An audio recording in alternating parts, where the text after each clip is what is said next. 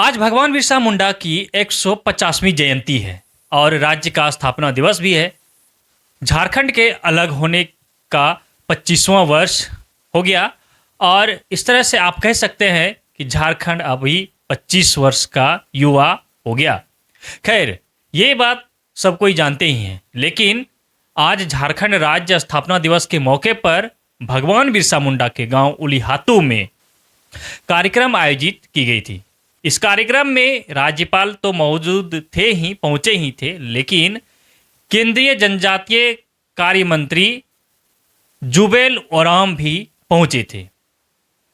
इस कार्यक्रम में मुख्य अतिथि राज्यपाल थे, विशिष्ट अतिथि मुख्यमंत्री हेमंत सोरेन थे और सम्मानित अतिथि के तौर पर केंद्रीय मंत्री पहुंचे थे। आज जिस प्रकार से केंद्रीय मंत्री के साथ मुख्यमंत्री हेमंत सोरेन ने मंच साझा किया, उससे अब झारखंड के जो जानकार हैं, जो राजनीतिक के जानकार हैं, वो अलग अलग बातें करने लगे हैं।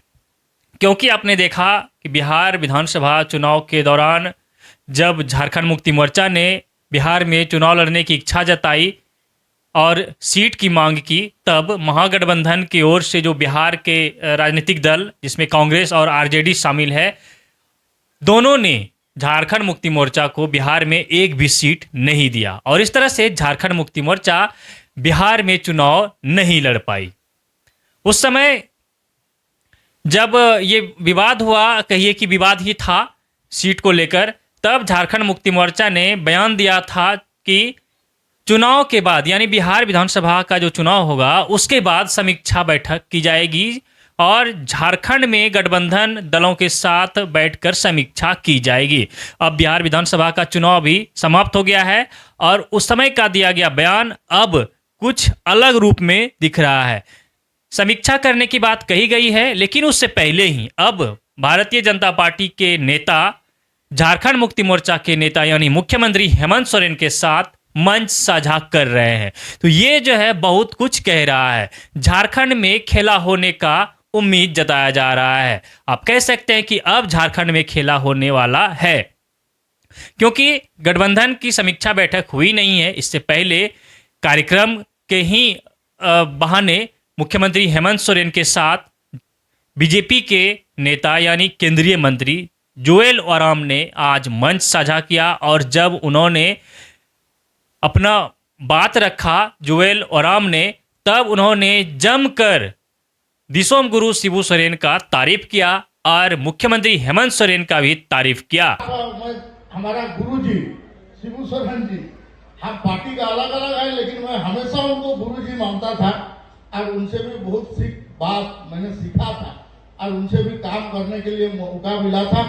आज वो नहीं है, मैं उनको भी प्रणाम करता हूं, उनको आत्मा को भगवान शांति दे। भाई हेमंत सोरेन को भी मैं बधाई देता हूं।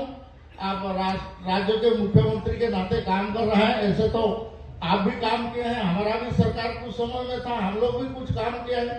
निरंतर रूप से हम काम कर रहे हैं और काम करना चाहिए।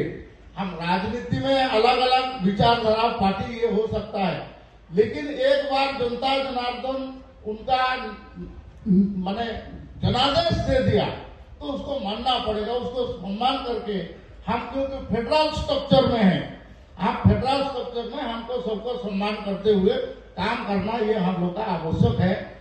बात को मैं और एक बार भी बधाई देता हूँ हेमंत बाबू को।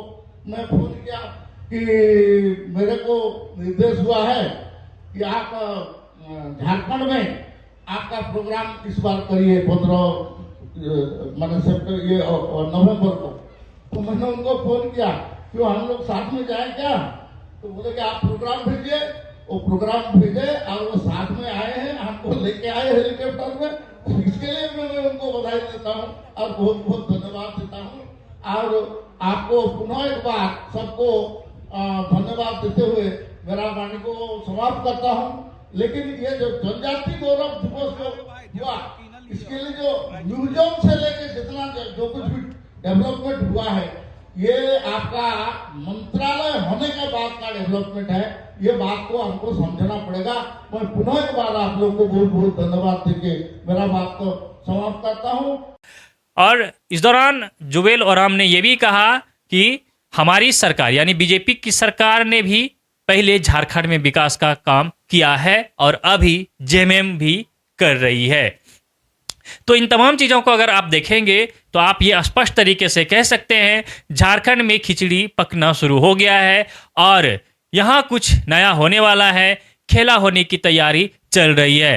हालांकि झारखंड मुक्ति मोर्चा के द्वारा जो कहा गया है बिहार विधानसभा चुनाव के दौरान कि गठबंधन के साथियों के साथ बैठकर समीक्षा की जाएगी, अब वो भी देखना है कब बैठक होता है और क्या समीक्षा की जाती है। लेकिन उससे पहले अब फिगर स्पष्ट होता हुआ दिख रहा है, कहीं न कहीं झारखंड मुक्ति मोर्चा अब पाला बदलने के फिराक में दिखने लगा है, क्योंकि मंच साझा करने से राजनीतिक जानकार कह रहे हैं कि चुनाव के दौरान जो बातचीत हुआ था और अभी जो कुछ घटना घटित हो रही है, इसे देखकर यही कहा जा सकता है कि बीजेपी के साथ मिलकर अब कहीं न कहीं झारखंड मुक्ति मोर्चा सरकार बनाने की फिराक में है। खैर देखना है क्या झारखंड मुक्ति मोर्चा को मनाने के लिए बीजेपी ने केंद्रीय मंत्री जुबेल ओराम को भेजा है, और अगर ऐसा है तो आज जो मंच साजा हुआ है ये बिल्कुल सही है कि झारखंड में खेला होगा।